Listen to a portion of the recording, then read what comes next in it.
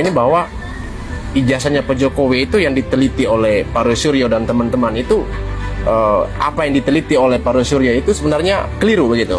Keliru. Ini sebenarnya barisan sakit hati. Sudah dendam. Oh, kenapa barisan? Dendam dan belum move on. Dulu saya pernah sama-sama dengan mereka. Oh gitu. Saya ada di sama-sama. Dalam Fufu Fafa.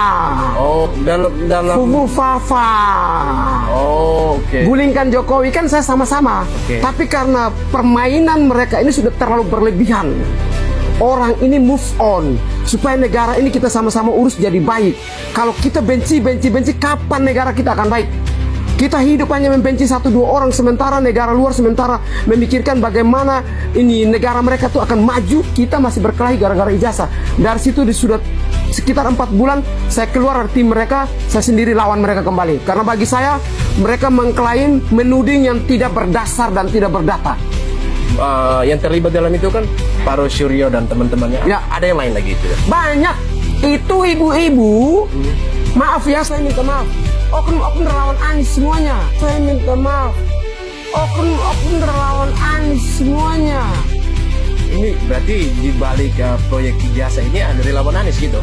Oknum tidak semuanya.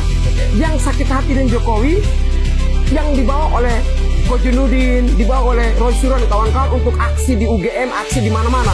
Ini orang-orang, coba Om Irjen tanya, kenal Frit Alorboy tidak? Waktu demo di KPU, saya yang pimpin mereka, saya yang korlap.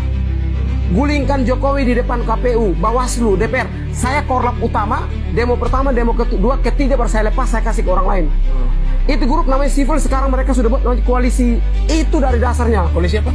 Ya itu koalisi yang di grup ada Om Roy Suryo dan sebagainya. Apa saya lupa grup itu. Koalisi Merdeka kah? Koalisi Kemerdekaan apa demokrasi kah? Apakah? Itu sebelum grup itu muncul, terlebih dahulu civil society. Kami yang buat, saya yang punya gagasan. Ide pertama. Berarti ini murni pasukan sakit hati. Barisan sakit Jokowi, hati. begitu? Itu orang-orang tuh.